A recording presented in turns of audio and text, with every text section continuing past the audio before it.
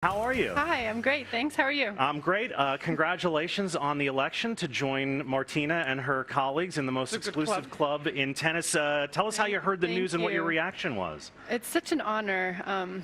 Geez, just to be sitting here next to Martina and think that I'm also a Hall of Famer. It's very humbling, I do have to say. But yes, I do remember when I heard the news because, well, first when I was nominated again this time. So it was the third time that I was nominated. So I was like, okay. Then I saw Li Na, I was like, oh, well. It's no not chance. limited to All one. of China's going to vote for her, so there that goes. But no, I was very happy when I got the call.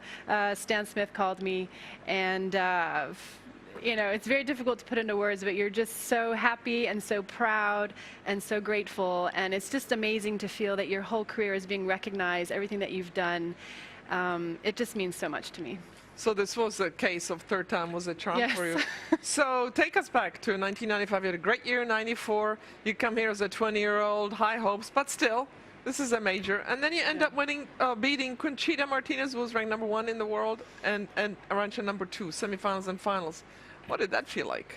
Well, it felt amazing because that's for sure. I mean, winning your first Grand Slam title is such a special feeling. Do you still have the kangaroo? Yeah, I still have the kangaroo. Okay, good. And I actually thought that I was taking that trophy home with me when I was walking down the stairs. They started taking it away from me. I was like, wait a minute, no, I won this. No, we're going to give you a smaller one to go home. And I was like, so disappointed. I was like, but wait. And I didn't have a really good look at it. So the next time I won a Grand Slam with the French, I was like, I made sure that I really held it and looked at it and read it and kissed it, you know, and hugged it.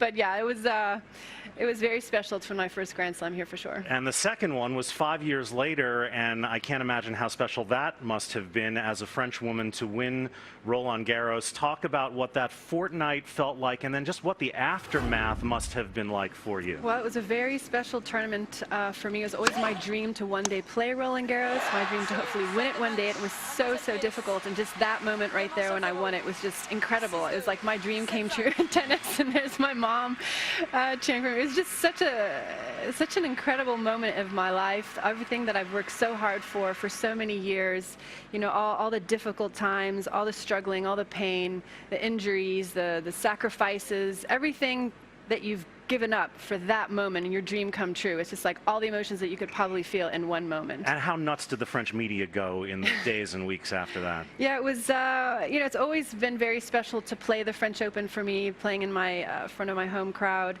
The crowd has always been amazing, cheering for me, and that's always a plus when you play there. But it was just, you know, when you win, you feel like the whole country has won, and so the whole country is celebrating, and it's just really special. So for me, not necessarily the best players were the toughest players for me. Some lower-ranked players gave me fits. Who was your toughest opponent? Yeah, you're right, Martina. That's a good question. Well, I'll tell you, two of my toughest opponents were Amy Frazier there you go, and Kimberly Poe. There you go. And they were just like walls. I mean, they would get everything back. No matter how hard I hit the ball, it just seemed like it didn't affect them, and they never missed, and it was hard to hit a winner pass, and I was like, oh no, how do I beat them? And so conversely, was there a great player that a lot of other players had trouble with that you matched up well against? Well, Go ahead.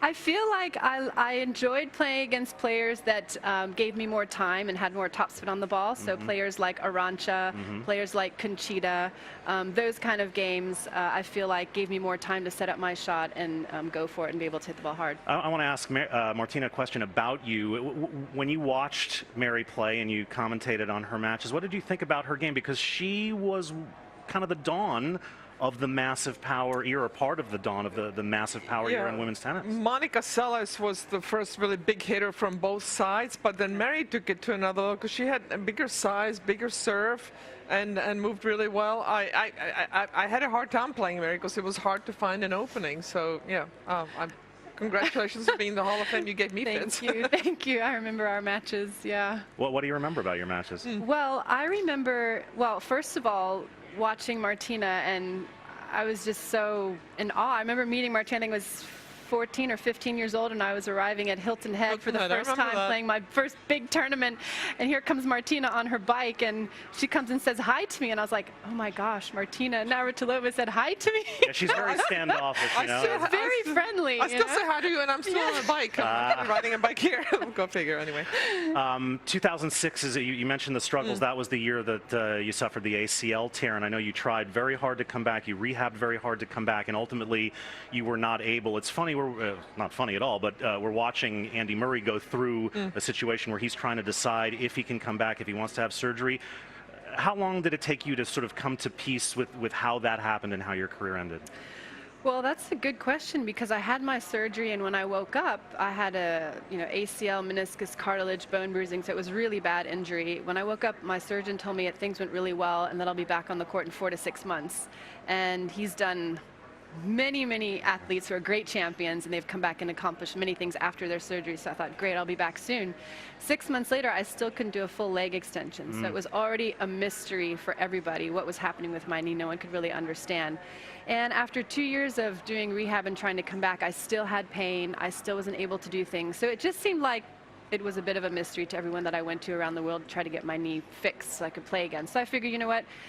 Everything happens in life for a reason, and I know that it's always for the best. And there were also other things that I had in my life that were actually more important than tennis, and that I had always wanted to do that I didn't have time to do because I was always traveling on the tour. And I thought, okay, well, let me just go and do something different, take a break from rehab, and then just see how things go. And maybe one day my knee won't hurt anymore, and if it does, I'll see if I want to go back and train to come back and play. Are you pain-free now? So now I am pain-free.